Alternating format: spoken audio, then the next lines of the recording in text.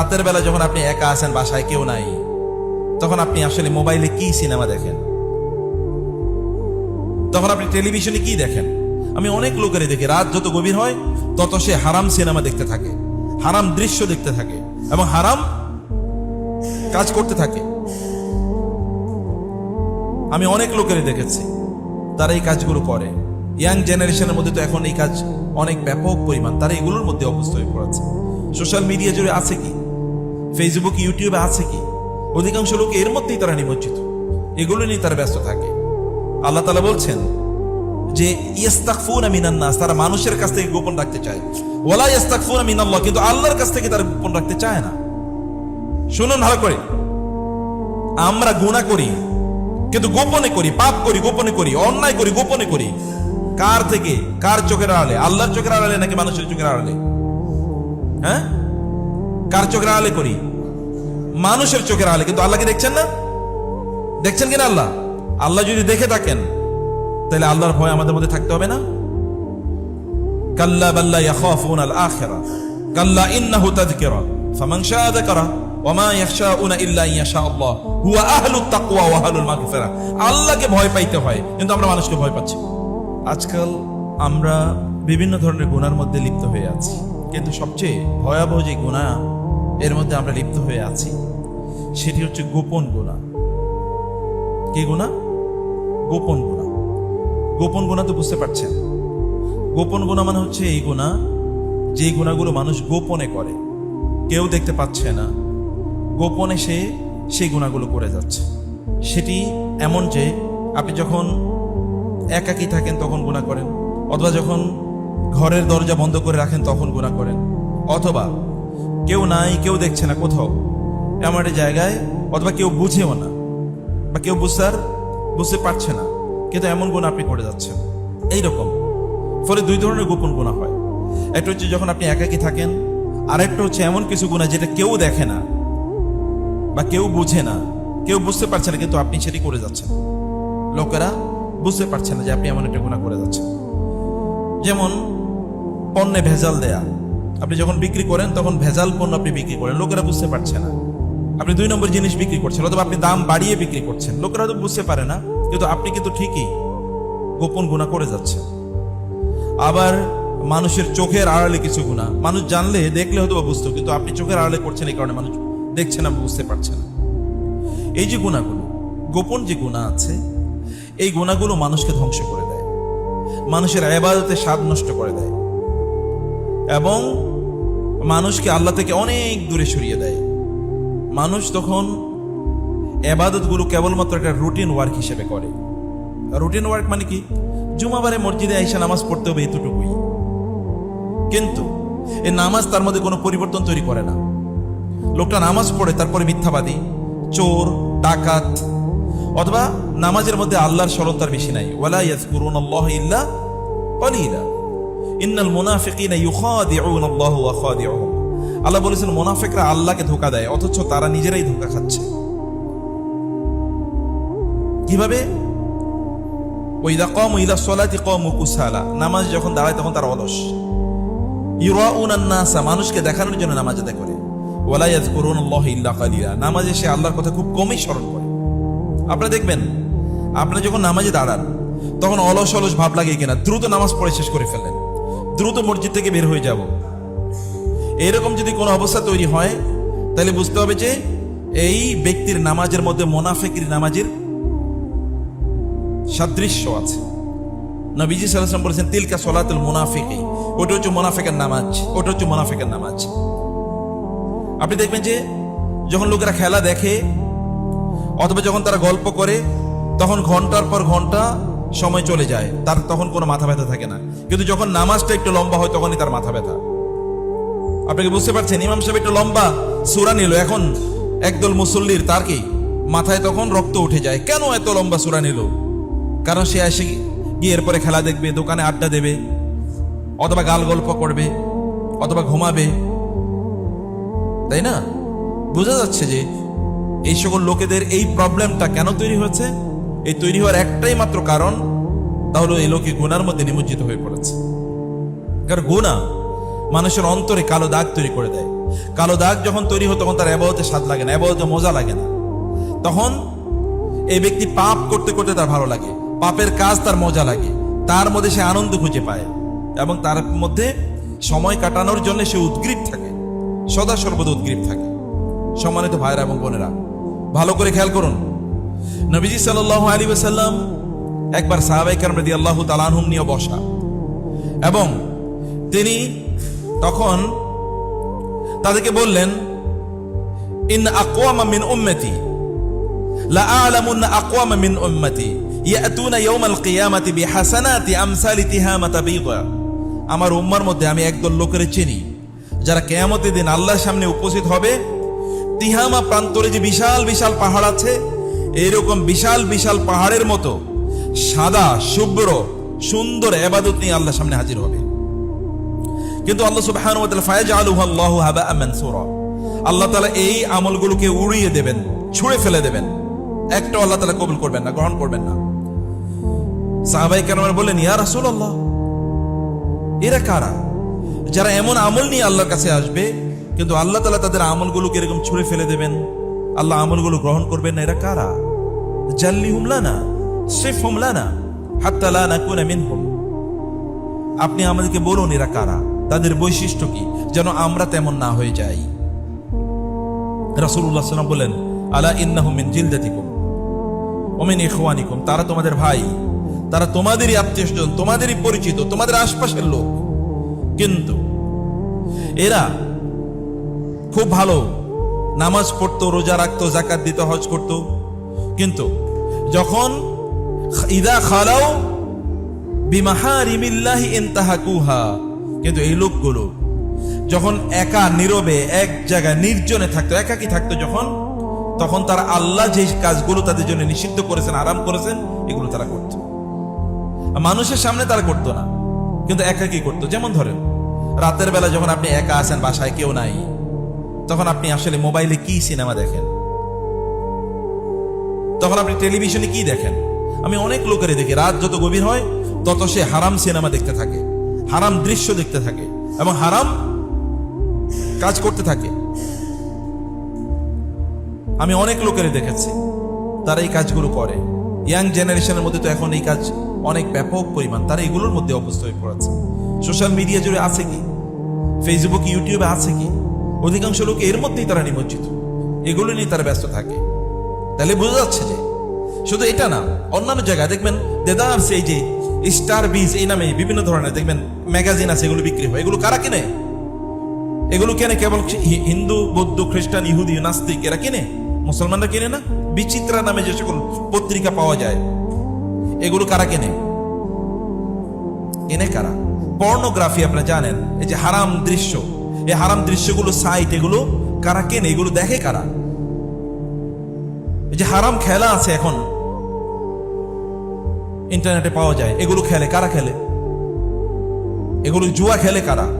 এই যে কাজগুলো তারা করে, এই সকল ব্যক্তিরা মূলত গোপন গুনায় নিমজ্জিত হয়ে আছে। আপনি হয়তো বলছেন, মনে করছেন প্রিয় ভাইরা বোনেরা, যে আমি গুনাহ করতেছি কেউ দেখছে না। কেউ যদি মনে করে আমি গুনাহ করছি কেউ দেখছে না, আল্লাহ দেখছে না, তাইলে এই ব্যক্তিটা কাফের হয়ে যাবে সাথে সাথে।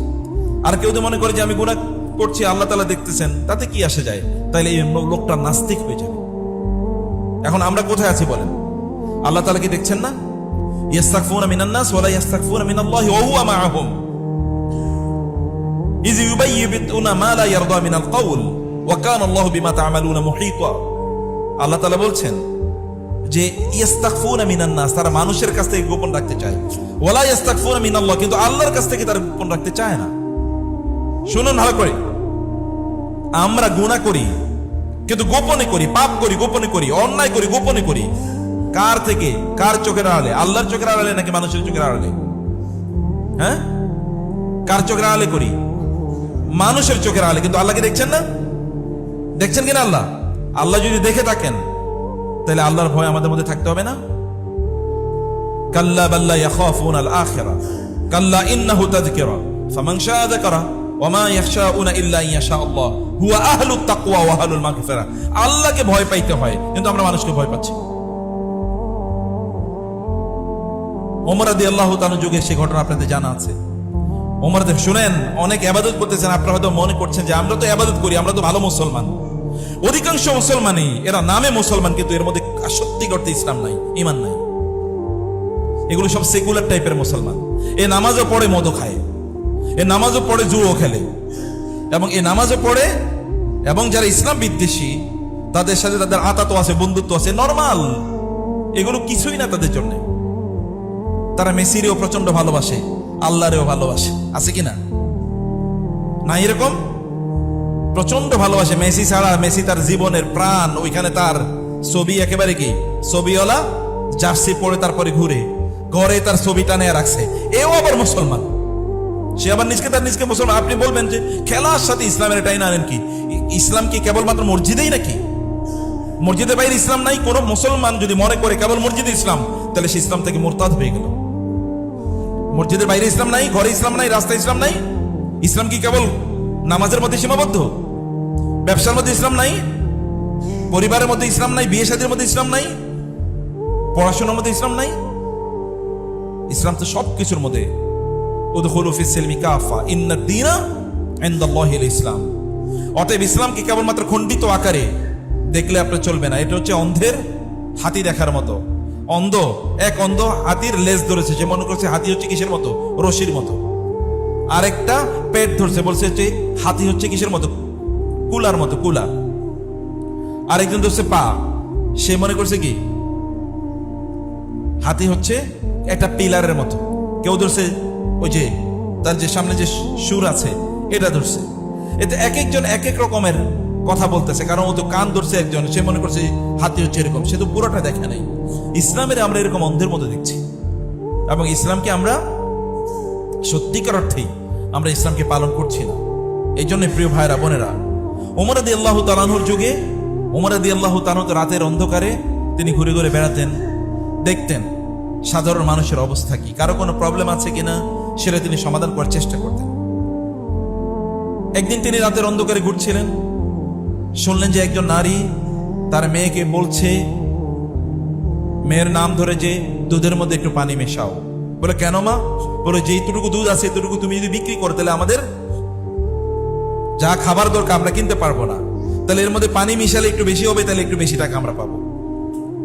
তখন মেয়েটি বলেন, মা তুমি কি শোনো নাই আমিরুল মুমিনিন ওমর রাদিয়াল্লাহু তাআলা আনহু নিষেধ করেছেন দুধের সাথে পানি মিশাতে? বলে ওমর কোথায় আর আমরা কোথায়? ওমর রাতের বেলা এখানে আসবে কোথেকে? ওমর কি দেখছে নাকি? তুমি এখন যে পানি মিশাবে এটাকে ওমর দেখছে? তিনি বললেন, মেয়েটি বলল, বলে মা ওমর দেখে না, কিন্তু ওমরের আল্লাহ কি দেখেন নাই? ওমর দেখেন নাই, ওমরের আল্লাহ দেখেন নাই? ওমর দেখেন না ঠিক আছে, কিন্তু তার রব কি দেখেন নাই? মা আমরা কি আমিরুল মুমিনের কথা কেবলমাত্র দিনের বেলা মানবো, রাতের বেলা মানবো না?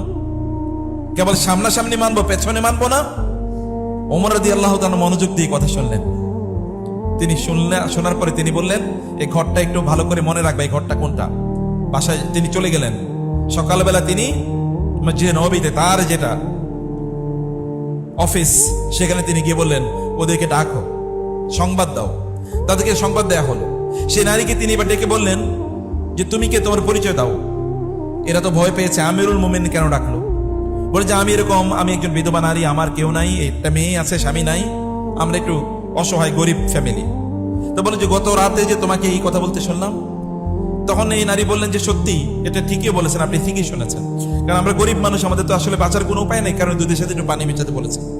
ওমর রাদিয়াল্লাহু বলেন, যান আপনারা চলে যান, কোনো শাস্তি নাই তাদের জন্য। ওমর বলেন, শাস্তি আমার হওয়া উচিত। কার হওয়া উচিত? আমার হওয়া উচিত, কারণ আমি আমিরুল মুমিনিন এদের। তো এরা এরকম একটা অসহায় ফ্যামিলি, আমি কেন জানবো না? আমি কেন জানবো না? একথা বলে তিনি তাদেরকে বললেন, আপনাদের খাবার নিয়ে আর কোনো টেনশন করতে হবে না। তিনি তাদের জন্য প্রচুর পরিমাণ বাইতুল মাল থেকে, মানে পাবলিক ট্রেজারি থেকে প্রচুর পরিমাণ খাবার ইত্যাদির ব্যবস্থা করে দিলেন, যেন তাদের কোনো প্রবলেম না হয়। এবার তিনি তার ছেলেদেরকে ডেকে বললেন, আমি তোমাদেরকে একজন গোয়ালিনীর মেয়ে, গোয়ালিনী বুঝেন তো, গরুর দুধ বেচে এরকম একজন মহিলার মেয়েকে বিয়ে করার প্রস্তাব করছি, তোমরা কে বিয়ে করবা? প্রেসিডেন্ট বলছে তার ছেলেদেরকে যে তোমরা এরকম একজন গোয়ালিনীর মেয়ে, গরিব, দুধ বেচা শুধুমাত্র চলে, এরকম একজন মেয়েকে তোমাদের কাছে বিয়ে দেওয়ার প্রস্তাব করছি, তোমরা কেউ বিয়ে করবা? কারণ হলো, কেন প্রস্তাব? তোমরা বলতে পারো যে কেন এরকম গোয়ালিনী মেয়েকে আমাদের বিয়ের কথা বলছেন। এই গোয়ালিনী মেয়ের মধ্যে আমি যে দিনদারি দেখেছি, এই দিনদারি পাওয়া যায় না। সে আল্লাহকে প্রকাশ্যেও ভয় করে, গোপনেও ভয় করে। এবং তারপরে তার এক ছেলে এই নারীকে বিয়ে করেছেন। জানেন, এই নারীর পরবর্তী প্রজন্ম হয়েছে ওই যে আরেকজন ওমর ইবনে আব্দুল আজিজের নাম শুনছেন না? ওমর ইবনে আব্দুল আজিজ রাহিমাহুল্লাহ, বিখ্যাত দ্বিতীয় ওমর যাকে বলা হয়, যেই ওমর কেবলমাত্র 2.5 বছরের মতো পৃথিবী শাসন করেছিল, কিন্তু মানব ইতিহাসে এরকম শাসন আর খুঁজে পাওয়া যায় না। এমন এমন শাসন করেছেন, এত বড় দিনদার এবং আল্লাহওয়ালা ছিলেন। শাসক যদি আল্লাহওয়ালা হয়, দিনদার হয়, তাহলে সমাজে কোনো কি থাকে না, অঘটন থাকে না। তাহলে সমাজে তখন সম্পদের কোনো অভাব থাকে না, প্রাচুর্য, প্রচুর পরিমাণ ফল ফসল তৈরি উৎপাদন হয়, বৃষ্টি হয় প্রচুর পরিমাণে। তখন ওমর ইবনুল খাত্তাব রাদিয়াল্লাহু আনহু যুগে যা হয়েছে, ওমর ইবনে আব্দুল আজিজের যুগে তা হয়েছে। ওমর ইবনে আব্দুল আজিজের যুগে যাকাত নেয়ার মতো লোক খুঁজে পাওয়া যায় না, সবাই ধনী, যাকাত নেয়ার মতো লোক খুঁজে পাওয়া যায় না। এটা কি এমনি হয়েছে? ওই যে একজন নারী গোয়ালিনী, আমরা আমাদের মধ্যে গোপন গুনার প্রবণতা আছে, অথবা আমরা গোপনে আল্লাহকে ভয় পাই না, আর আমাদের সন্তানগুলো আল্লাহওয়ালা হবে, দিনদার হবে, অথবা আমাদের পরবর্তী প্রজন্ম থেকে আল্লাহর ওলি বের হবে। এটা কেমনে আপনারা প্রত্যাশা করেন? এটা আশা করা দুরাশা। এই ওমরের ছেলে, তার নাম আব্দুল ইবনে ওমর, আপনি জানেন রাদিয়াল্লাহু তাআলা আনহুমা। আব্দুল ইবনে ওমর একবার তিনি রাস্তা দিয়ে যাচ্ছিলেন মরুভূমিতে, দেখলেন এক কৃষক, এক মানে বালক, সে বালক মেষ চালাচ্ছে, মেষ চড়াচ্ছে, মেষ বা ছাগল চড়াচ্ছে, মানে ছাগল বকরি এগুলো মাঠে ঘাস খাওয়াচ্ছে। তিনি তাকে বললেন, এই বকরিটা আমার কাছে বিক্রি করো। বলে, আমি কি বকরির মালিক নাকি আমি আপনার কাছে বিক্রি করবো? আমি তো কৃতদাস, এবং এগুলো আমার মালিকের, এগুলো আমি পাহারা দিয়ে রাখি, আমি তো আমানতদার, আমি বিক্রি করতে পারবো না, তো আমার বিক্রি করার কোনো অথরিটি নাই। বলে, ঠিক আছে, তুমি আমার কাছে বিক্রি করে এরপরে মালিকের বলবা যে নেকড়ে বাঘ এটাকে খাইয়ে ফেলছে, তুমি কিছু এক্সট্রা টাকা পাবা। তিনি বলেন কি, ফাইন আল্লাহ, আল্লাহ কই তাহলে? আল্লাহ কোথায়? আল্লাহ কি দেখবেন না? এটা আমি মালিকের মিথ্যা বললাম, কিন্তু আল্লাহ দেখবেন না? আল্লাহর কাছে আমাকে জবাবদিহি করতে হবে না? এটা একটা কৃতদাস। আমাদের ছেলে মেয়েরা কি এতটুকু অনুভব তাদের আছে? একটা কৃতদাস বুঝতে পারেন খেয়াল করে, আমাদের আছে কিনা? একটা ছেলে বালক। আমাদের যুবকদের অবস্থা কি বলেন? এই যে ইয়াং জেনারেশন যারা আছে, কালকে রাতে কিভাবে কাটাইছে বলেন? গত রাত তাদের কিভাবে কাটছে? আজকে সকালটা কিভাবে কেটেছে বলেন? বলছে আমি যে আমার মনিবকে গিয়ে বললাম, আমি তো তার পক্ষ থেকে আমানতদার, আমি তাকে গিয়ে যদি বলি আমি তাকে মিথ্যা বললাম, কিন্তু আমার রবকে আমি কিভাবে উত্তর দেব? আব্দুল ইবনে ওমর এটা শুনেই তিনি কেঁদে দিলেন। তিনি এখান থেকে চলে গেলেন, গিয়ে বলেন ওর মালিককে একটু খবর নাও। খবর নেওয়া হলো, তিনি মালিকের কাছে গিয়ে বললেন যে আমি আপনার এই যে কৃতদাস, ওকে আমি কিনতে চাই। এবং তিনি চড়া দামে তাকে কিনে নিলেন। তাকে কিনে তিনি বিক্রি মানে মুক্ত করে দিলেন, স্বাধীন করে দিলেন, যাও তুমি স্বাধীন। এবং তাকে বললেন যে তুমি এতটুকু আমানতদারিতে যার মধ্যে আছে, এতটুকু দিনদারিতে যার মধ্যে আছে, এতটুকু আল্লাহর ভয় যার মধ্যে আছে, সে কারো কৃতদাস থাকা উচিত না। তাকে মুক্ত করে দিলেন তিনি। একজন কৃতদাসের মধ্যে যদি এতটুকু অনুভূতি থাকে, রাসূলুল্লাহ সাল্লাল্লাহু আলাইহি ওয়াসাল্লাম মক্কা থেকে মদিনায় হিজরত করে যাচ্ছিলেন। এর মধ্যে মক্কা থেকে মদিনায় তিনি হিজরত করে যাচ্ছিলেন। এই অবস্থায় সেখানে আবু বকর রাদিয়াল্লাহু তাআলা সহ একটা জায়গা দিয়ে তিনি যাচ্ছিলেন। সেখানে আবার তাদের খাবারের পিপাসা লেগেছে, একটু দুধ দরকার। তখন ওই যে আরেকটা কৃতদাস এবং কালো নিগ্র ছোট চিকন একটা বালক, সে ওই বকরিগুলো সেখানে চারণ করছে। তিনি তাদেরকে, আবু বকর রাদিয়াল্লাহু তাকে গিয়ে বললেন যে আমাদেরকে একটু দুধ দেও না। বলে, আমার এখানে তো দুধ দেওয়ার মতো নাই, আমার এখানে কোনো বকরি দুধ দেওয়ার মতো নাই। বলে, ওই যে ওই বকরিটা। বলে, ওইটা তো দুধ দেয় না, ওটা তো দুধ নাই। বলে, তুমি যদি পারমিশন দাও তাহলে এখান থেকে আমরা দুধ দহন করি। বলে, ঠিক আছে, সমস্যা নাই, কিন্তু এটা তো দুধ নাই, তো আমি আপনাকে দিতে পারবো না। এমনি তো আমি দিতে পারবো না, আমার তো এটা দেওয়ার কোনো অনুমতি নাই, কারণ আমি তো আরেকজনের পাহারাদার কেবলমাত্র, আমি দিতে পারবো না। আর ওটাতে দুধ নাই, আপনি যদি পান তাহলে নেন, আমরা যা বলতাম আপনি পাইলে নেন। ঠিক আছে। তিনি গিয়ে রাসূল সাল্লাল্লাহু আলাইহি ওয়াসাল্লাম কেবল ওই বকরি কিন্তু দুধ দেয় না, ওর কোনো দুধ এখনো তৈরি হয় নাই। তার নিচে এরকম হাত দেওয়ার পরে তার ওলানটা দুধে পূর্ণ হয়ে গেল। রাসূলের মুজিজা এটা। এবার আবু বকর রাদিয়াল্লাহু আনহু দুধ দহন করলেন।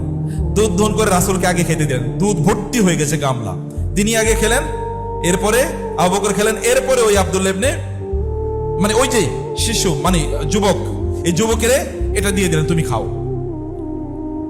বলেন, আপনি কে? আপনার কে?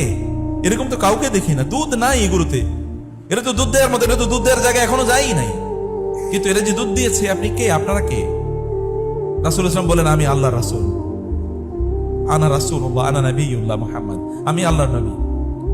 এই ছেলেটি তখনই সাথে সাথে বললেন, আমি বিশ্বাস করি আপনি আল্লাহর নবী এবং আপনি আমাকে আপনার অনুসারী বানিয়ে নেন, আমি মুসলমান হতে চাই। এবং সাথে সাথে সে মুসলমান হয়ে গেল। রাসূলুল্লাহ সাল্লাল্লাহু আলাইহি ওয়াসাল্লাম বললেন, তোমার মধ্যে যে আমানতদারিতা আমি দেখেছি, তোমাকে আল্লাহ তাআলা তার দ্বীনের জন্য কাজে লাগাবেন। তাকুর মুআল্লিমান আমিনা, তুমি ভবিষ্যতে এমন একজন মুআল্লিম হবা, এমন একজন শিক্ষক হবা যে শিক্ষকের উপর আস্থা রাখা যায়। এবং ইনি পরবর্তী কে হয়েছেন জানেন? ইনি আব্দুল্লাহ ইবনে মাসউদ রাদিয়াল্লাহু তাআলা, যার কাছ থেকে আমরা লক্ষ লক্ষ মাসালা হাদিস জেনেছি। উম্মার সবচেয়ে বড় আলেম, সবচেয়ে বড় সাহাবী এর মধ্যে একজন। আমানতদারিতা, এটা কেবলমাত্র, এটা হচ্ছে আল্লাহ সুবহানাহু ওয়া তাআলাকে গোপনে ভয় করা। এবং গোপন গোড়া থেকে কেউ দেখে নাই, তার মনিব তো এখানে নাই, মালিক তো এখানে নাই, সে তাকে দেখার কথা না, কিন্তু তখনও তিনি আল্লাহকে ভয় করেছেন। আল্লাহর কাছে জবাবদিহিতার বিষয় তার মাথায় এসেছে। প্রিয় ভাইরা বোনেরা, আমরা যদি আল্লাহ সুবহানাহু ওয়া তাআলার ভয় যদি আমাদের অন্তরে কার্যকর না থাকে, তাইলে গোপন গুনাহ আমরা করতে থাকবো। আর গোপন গুনার ব্যাপারে আমি আগেই বলেছি, গুনাহ করবে গোপন। এই লোকটা তখন মনে মনে ইহুদি, মনে মনে খ্রিস্টান, মনে মনে নাস্তিক, সে হয়তো বা বাহ্যত কিছু মুসলমান, কিন্তু এর বাইরে তার মধ্যে কিছুই থাকবে না। এগুলো সব গোপন গুনার ফল এবং ফসল।